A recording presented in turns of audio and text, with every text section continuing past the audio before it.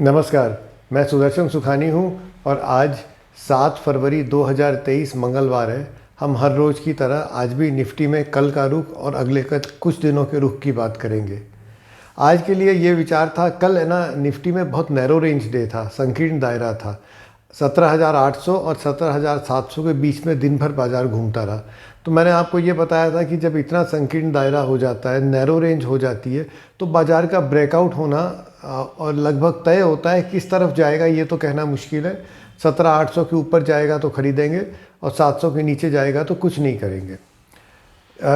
बाज़ार अपनी इच्छा से चलता है। आज सुबह गैप अप हुआ, गैप अप के बाद बाज़ार थोड़ी देर बाद 17,800 के ऊपर भी गया और वहाँ से जो बिकवाली शुरू हुई वो नीचे जाकर उसको 17,650 तक ले गई। उसके बाद फिर वो 17,700 और 17,800 के बीच, वही कल के दायरे के बीच दिन भर घूमता रहा। लेकिन बात यह है कि पहली बिकवाली हुई जब गैप अप हुआ और ऊपर गया। दूसरी बिकवाली फिर हुई जब बाज़ार ने दूसरे एक छलांग लगाने की कोशिश की, 17,780-85 तक। टिक नहीं पाया। ये लगभग दोपहर बाद की बात है। फिर ज़बरदस्त बिकवाली हुई और 80 पॉइंट नीचे निफ्टी आ गया। तो आज के रुख में तो ये था कि ताकत बियर्स के पास थी, बुल्स के पास नहीं थी, क्योंकि बियर्स ने 2 बार बहुत अच्छी से बाज़ार को तोड़ा। यानी बेचने वालों का और की मेजॉरिटी थी, एक बहुमत उनका था।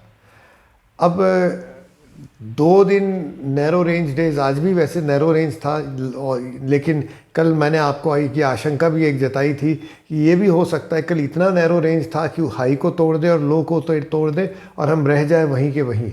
हुआ आज वही, हाई को तोड़ा, लो को तोड़ा, लेकिन हम रह गए उसी रेंज के अंदर। अब रुख क्या बनता है? रुख ऐसा है कि कल रिजर्व बैंक की पॉलिसी अनाउंस होगी। अपेक्षा ये है कि 0.25% का रेट हाइक होगा और शायद रिज़र्व बैंक ये भी कह दे कि आगे हम नहीं करेंगे। ये तो अपेक्षा है ना, मैंने क्या होगा ये तो कल सुनेंगे तब पता चलेगा। तो बाज़ार, अगर ये काम होता है तो बाज़ार में रिज़र्व बैंक की पॉलिसी का कोई असर नहीं पड़ेगा, फिर वो अपनी चाल चलेगा। तेज़ी है या मंदी है, जो माहौल उसको बनाना है वो बनाएगा। अगर बाज़ार ब्याज दर और ज़्यादा बढ़ाई जाती है तो निश्चित रूप से बाज़ार शायद मायूस हो जाएगा। अब देखते हैं ये क्या होता है। हमारे लिए क्या करना चाहिए? अब हमारे पास है ना 2 अहम स्तर बन गए हैं कल और आज की ट्रेडिंग को लेकर। 17,650 जो कि आज का लो था, 17,850 जो कि कल का हाई था। ये था 800, लेकिन एक बार धक्के से वो 850 तक गया था। तो ये जो 2 स्तर हो गए हैं, 650 और 850, इसके बीच में निफ्टी घूमता है तब तक तो देखिए कोई रुख बनता नहीं है। 650 को तोड़ता है, ये भी सुबह नहीं, ये भी जो न्यूज़ आती है उसके 10-15 मिनट में नहीं, क्योंकि जब रिज़र्व बैंक के रेट्स का अनाउंसमेंट होता है किसी भी न्यूज़ का, तो एक बार बाज़ार झटका देता है ऊपर नीचे कहीं भी, या कई बार दोनों तरफ। उसको मत गिनिएगा।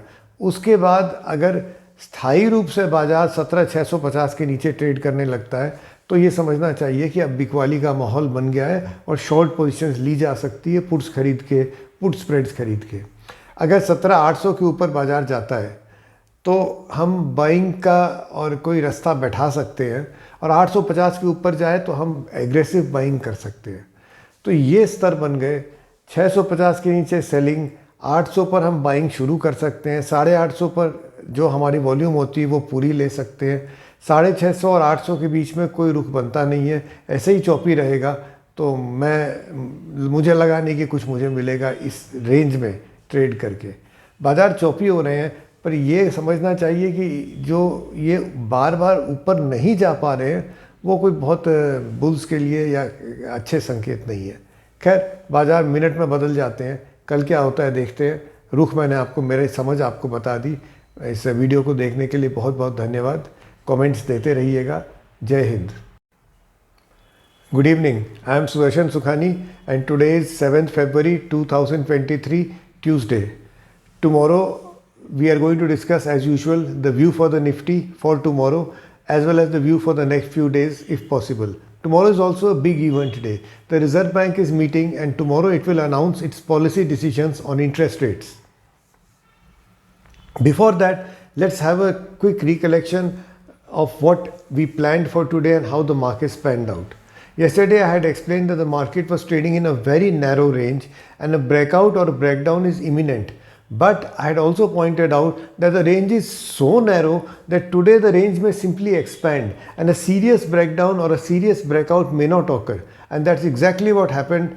The range expanded from 800 to 850 and from 700 to 650. And then the market retreated back into the 17,700, 17,800 range. All said and done, the levels of yesterday were taken out but made no difference. We still remained in yesterday's trading range. But yesterday and today's range together have given us some kind of a trading strategy. We have 17,650 which is now support and 17,850 which is resistance. If the Nifty starts moving below 17,650, I would think that a short position opens up and we should be looking to buy puts or put spreads. Remember, this move should come not because of a knee-jerk reaction during the RBI announcement, but after that. Sharp reactions can come during news and then they reverse and then they go haywire. So don't look at that. If the market starts drifting below 650 after the RBI announcement, then clearly we are looking at lower levels because the market is breaking a trading low decisively. On the other side, if the market starts going above 17,800, then buying is suggested in small lots, and if it crosses 850, then we can take this as a buy signal and complete our volume, whatever volume we trade with. Between 650, 17,650 and 17,800, there is no trade. That same choppy story is going on. It's not tradable really. Now, this is not very comfortable because the markets are not giving us a good trend, but then we can't demand it from the markets. I cannot say, give me a good trend because I am trading. We have to accept what the market gives us. We have to take a view and we have to see that our losses are limited, and whenever there is an opportunity, we are ready to take that opportunity whenever it arises. The markets won't give us an opportunity for many days. That's it. Let's see how things work out tomorrow. It's a big news event day. I've already explained how I'm looking at the markets. Thank you for watching this video. Please give your comments. Jai Hind.